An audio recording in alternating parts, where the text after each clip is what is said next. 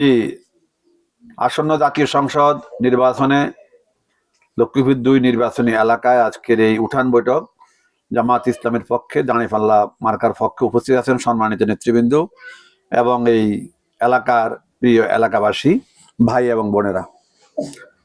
আপনারা জানেন আমাদের সামনে একটি জাতীয় সংসদ নির্বাচন আছে। নির্বাচনকে কেন্দ্র করে সবাই ভোট চায়। আমরাও আপনাদের কাছে ভোটের জন্য এসেছি।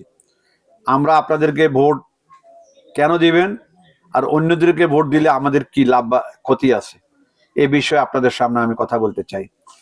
জামাত ইসলামী একটি ইসলামী আন্দোলন, মানুষের মাঝে রাষ্ট্রের সেবা সকলের কাছে পৌঁছে দেওয়ার জন্য জামাত ইসলামী কাজ করে। ইসলামের এই সুমহান আদর্শ বাস্তবায়নের মাধ্যমে জামাত ইসলামী জনগণের দোরগোড়ায় সেবামূলক কার্যক্রম নিয়ে জামাত ইসলামী কাজ করছে। আমরা আমাদের দেশের কোনো কিছুর অভাব নেই। আমাদের সম্পদ, আমাদের পানি, আমাদের মাটি, আমাদের মৎস্য সম্পদ, নদীতে সম্পদ, পুকুরের সম্পদ, মাঠের নিচে সম্পদ, উপরের সম্পদ। কিন্তু আমাদের অভাব কিসের? আমাদের একমাত্র অভাব হলো চরিত্রের। যারা বিগত দিনে ক্ষমতায় ছিল তারা দুর্নীতির মাধ্যমে রাষ্ট্রের সম্পদ আত্মসাৎ করেছে, রাষ্ট্রকে তারা দেউলিয়াপনা করেছে, জনগণের উপর অত্যাচার করেছে, নিপীড়ন করেছে, দেশের স্বাধীনতা অন্যের হাতে বিকিয়ে দিয়েছে। এই সমস্ত কিছু কারণে আমাদের গত জুলাই আগস্টের এক মহাবিপ্লবে আমাদের সন্তানেরা, আমাদের তরুণেরা জীবন দিয়ে আগামী দিনে জাতিকে একটা আশার সঞ্চার দেখিয়েছে। আমরা আপনাদের কাছে ভোটের জন্য এসেছি, অন্যরাও আসে। তারা কি বলে আপনাদের কাছে নিশ্চয়ই সে সংবাদ আছে। আর আমরা কি বলি? আমাদের প্রধান যে কথাটি, সবচেয়ে প্রথম যে কথাটি বলতে চাই, বাংলাদেশের সবচেয়ে বড় সমস্যা হলো দুর্নীতি। আমরা এই দেশ থেকে দুর্নীতি দূর করব ইনশাআল্লাহ। দুর্নীতি যদি আমরা দূর করতে পারি, রাষ্ট্রের উন্নতি হবে এবং মানুষের দোরগোড়ার সেবা আমরা পৌঁছে দিতে পারবো। সেবার জন্য রাষ্ট্র নায়কদের কাছে যাওয়ার দরকার নাই, রাষ্ট্র নায়করা আপনাদের কাছে এসে সেবা দান করবেন। অন্যদের কাছে ধর্ণা দিতে হয়, আমরা জনগণের কাছে ধর্ণা দেব। এই জন্য আমরা বলতে চাই যে রাষ্ট্রের দুর্নীতি বন্ধ হলে চাঁদাবাজি, টেন্ডারবাজি, দখলদারিত্ব, বালু উত্তোলন, মাদক, এই সমস্ত কিছুর মাধ্যমে এই দেশটাকে তারা একটা অশান্ত এবং নরকে পরিণত করেছে।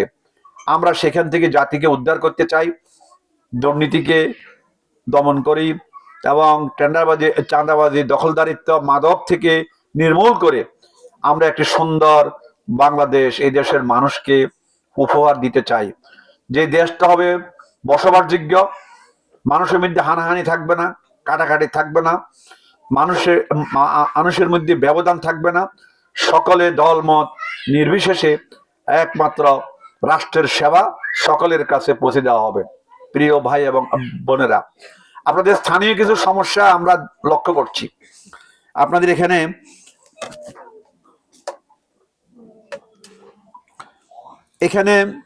এই ৮ নম্বর ইউনিয়নে এবং পার্শ্ববর্তী ইউনিয়নে প্রচুর খাস জমি আছে।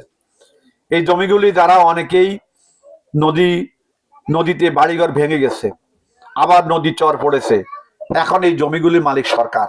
কিন্তু আমরা বিগত দিনে দেখেছি এখানে যারা যখন ক্ষমতায় ছিল তারা এই জমিগুলি দখল নিয়েছে, প্রকৃত মালিক জমি থেকে বঞ্চিত হয়েছে এবং যারা প্রকৃত ভূমিহীন তারা জমি পাচ্ছে না। অনেক সম্পদশালী লোকেরা ভূমিহীন হয়ে গেছে এবং ভূমিহীন অনেকে উপাধিও ধারণ করেছে, অথচ তার শত শত কানি জমি। আমরা এই সমস্ত খাট জমি প্রকৃত মালিককে বুঝিয়ে দেব অথবা ভূমিহীনদেরকে এই সমস্ত জমি বন্দোবস্ত দেব। কৃষক লাঙ্গল যার, জমি তার। আমরা এই নীতিতে বিশ্বাস করে যারা প্রকৃতই কৃষক, যারা প্রকৃত ভূমিহীন, এই সমস্ত খাট জমি তাদের কাছে বিতরণ করে দেব। এখন দেখা যায় কতিপয় ভূমিদস্যু যোদ্ধারা এই সমস্ত জমি দখল করে আছে। আওয়ামী লীগ যখন ক্ষমতায় ছিল তখন এগুলো আওয়ামী লীগের লোকদের দখলে ছিল। আওয়ামী লীগ ক্ষমতা থেকে সরে যাওয়ার পরে এখন দেখা যায় আরেকটি মহল এই সমস্ত জমি দখল করে আছে। মূলত তারা কোনো রাষ্ট্র ক্ষমতায় নাই, কিন্তু রাষ্ট্র ক্ষমতা প্রয়োগ করে ব্যবহার করে তারা এই সমস্ত জমি দখল করে আছে। এই সমস্ত খাট জমি প্রকৃত মালিকদেরকে অথবা ভূমিহীনদেরকে আমরা বন্টন করে দেব। এই দেশে শুধু ভূমি দখল নয়, চর দখল করে নিয়ে আছে, এক একজন শত শত কানি জমি দখল করে আছে, জমি বর্গা দেয়। তারা কোনো তার জমির বিন্দু তার কোনো 1 টাকা অর্থ খরচ লাগে না, জমি বর্গা দেয় অথবা ইজারা দিয়া তারা টাকা নিয়ে যায়, অথবা জমির ফসল নিয়ে তারা শত শত কোটি টাকার মালিক হয়ে যায়। এই জন্য আমরা বলতে চাই যে এই সমস্ত চর দখল মুক্ত করা হবে। জামায়াত ইসলামী সরকার গঠন করলে এই সমস্ত চর দখল মুক্ত করা হবে। দ্বিতীয় যে বিষয়টি সেটা হলো বালু উত্তোলন। এই বালু উত্তোলনের কারণে নদীর পাড়ে যাদের জমি আছে তাদের জমিগুলি পানিতে বিলীন হয়ে যায়, নদী ভেঙে যায়, মেশিনের শব্দে মাটিতে কম্পন সৃষ্টি হয়, আর নিচ থেকে বালুগুলি সরে যাওয়ার কারণে তখন ওই এলাকাটা ভেঙে যায়। আপনার জমি আছে পাশে, আপনার জমি ভেঙে যায়। এই সমস্ত বালু উত্তোলন অবৈধ। বারবার এগুলির বিরুদ্ধে ব্যবস্থা গ্রহণ করেও এই সমস্ত যোদ্ধার এবং এই শক্তিশালী গ্যাং তাদেরকে এইসব বালু উত্তোলন থেকে নিবৃত করা যাচ্ছে না। এটার জন্য রাষ্ট্রের পক্ষ থেকে দায়িত্ব নিতে হবে। আমরা ইনশাআল্লাহ জামায়াত ইসলামী যদি সরকার গঠন করে তাহলে বালু উত্তোলন বন্ধ হবে। বালু উত্তোলন করতে হলে নদীর মাঝখানে চলে যাও, তাহলে আর কারো কোনো ক্ষতি হবে না। কিন্তু তা না করে যেখানে যেখানে ড্রেজিং এর ব্যবস্থা করা দরকার সেখানে ড্রেজিং হবে, ড্রেজিং থেকে বালু উত্তোলন হবে।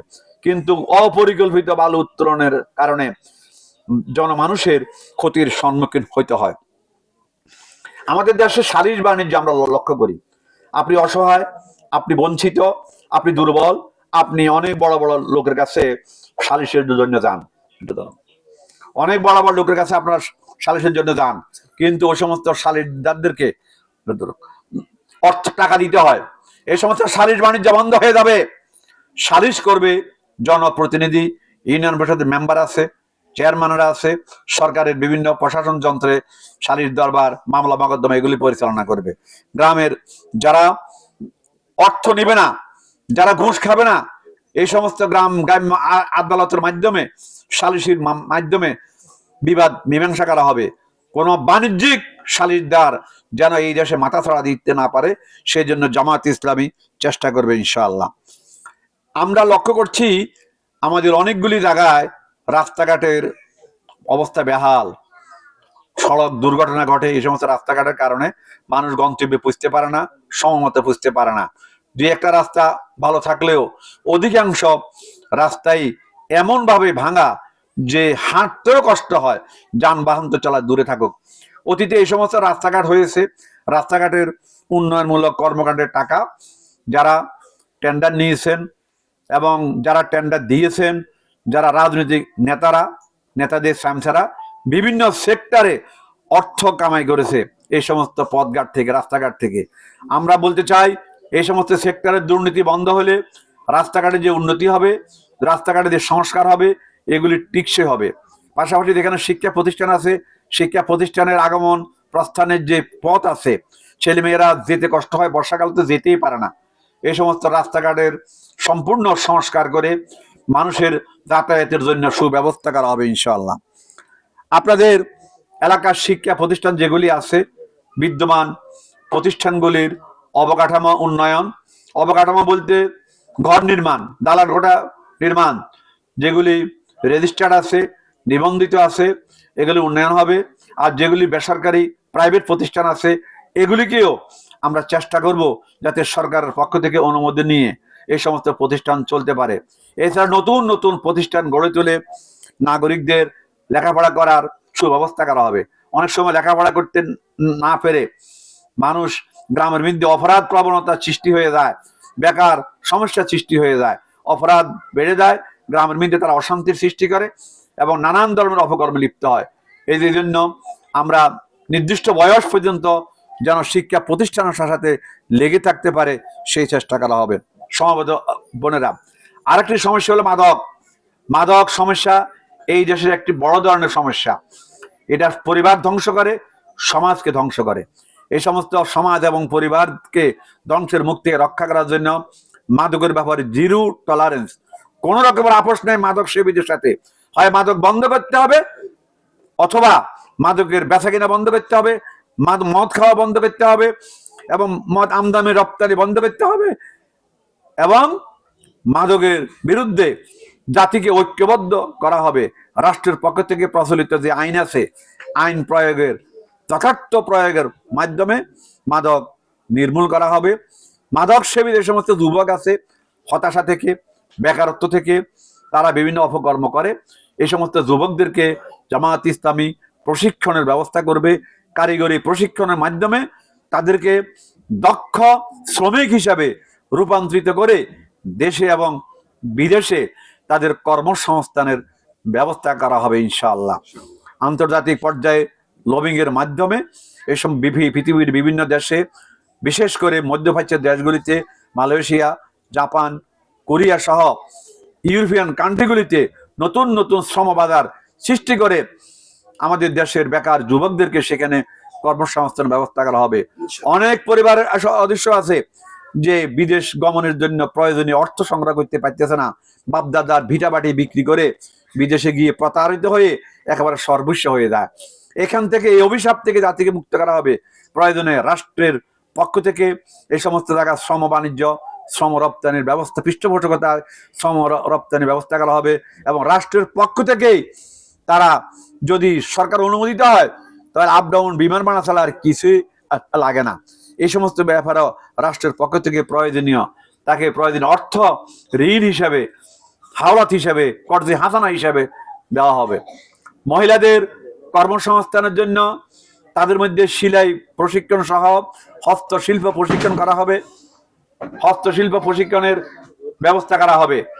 এবং গ্রাম অঞ্চলে স্বামীরা একার আয় সংসার যদি না চলে, তাহলে ওই সমস্ত মহিলাদের মধ্যে গ্রুপ গঠন করে, সমিতি গঠন করে, ইসলামী যে মুদারাবা সমিতি, যার মাধ্যমে আত্মকর্মসংস্থানের ব্যবস্থা করে তাদেরকে ক্ষুদ্র ব্যবসা কিংবা চাটাই বলতে ধান বেঁধে তারপর বাজারে চাল বিক্রি করা। পুরুষরা দিনে কাজ করবে, বিকালবেলায় এই বাজারে চাল বিক্রি করবে। এই সমস্ত কাজের সহযোগিতা করবে আমাদের বোনেরা। বোনদের নামে অর্থ ঋণ দেওয়া হবে বিনা সুদে। তারা এই সমস্ত অর্থ দিয়ে তারা পরিবারের স্বামীর আয়ের সাথে নিজের আয়কেও যুক্ত করে পরিবারের মধ্যে সুখ সমৃদ্ধি অর্জন করবে। প্রিয় বোনেরা, এত কথা তো বললাম, আর একদল আপনাদের কাছে বলে বেড়ায়, যেটা ফজলু বলেছিল যে আপনাদেরকে ফ্যামিলি কার্ড দেওয়া হবে, আপনাদেরকে কৃষি কার্ড দেওয়া হবে। আমি বলতে চাই এই সমস্ত কিছু ভুয়া, এই সমস্ত কিছু প্রতারণা ছাড়া কিছুই নয়। বিগত সরকারের সময় আপনাদেরকে বলা হয়েছে 10 টাকা সের দরে চাল খাওয়াবে। তারা চাল খাওয়াছে 10 টাকা দরে, তবে সেটা ছিল রিলিফের চাল, যেটা বিনা পয়সায় আপনাদেরকে দেওয়ার কথা, সেখানে তারা 10 টাকা করে নিয়ে গিয়েছিল প্রতি সের দরে। তাহলে রিলিফের চাল 10 টাকা সের খাওয়িয়েছে আমাদেরকে। এদের ফ্যামিলি কার্ড, কৃষক কার্ড এগুলি ভুয়া। আমরা জামায়াত ইসলামী একটি ন্যাশনাল আইডি কার্ড, আপনার জন্য যে এনআইডি কার্ড, যে আইডি কার্ড দেওয়া হয়েছে, এই আইডি কার্ডের মাধ্যমেই আপনি রাষ্ট্রের সকল প্রকার সুযোগ সুবিধা পাবেন। রাষ্ট্রের পক্ষ থেকে সকল প্রকার সুযোগ সুবিধা হবে। আমরা চাই এই দেশকে সমৃদ্ধশালী করতে, এই দেশকে দারিদ্র দূর করে রাষ্ট্রের পক্ষ থেকে আপনাদের সেবা দিয়ে এই দেশের অভাব দূর করা হবে। নারীদের অধিকার সংরক্ষণ করা হবে। নারীরা মায়ের জাত, মায়ের সম্মানে নারীরা থাকবে। নারীদেরকে ভোগের সামগ্রী বানিয়ে, নারীদেরকে বাজারের পণ্য হিসাবে ব্যবহার করে তারা নিজেরা স্বার্থ হাসিল করতে চায়। আমরা নারীদেরকে যথাযোগ্য মর্যাদা দিয়ে তারা তাদের চাকরি, ব্যবসা বাণিজ্য বা হাট বাজার করা সব কাজই তারা করতে পারবে। স্বামী বিদেশে থাকে, শ্বশুর ঘরে অসুস্থ হয়ে আছে, তাহলে এই সময় বাজারটা করবে কে? এই সমস্ত বাজারদার কি তারা বলে নারীদেরকে আমরা ঘরে আটকে রাখতে চাই, তারা কি এসে বাজার করে দিবে আপনাকে?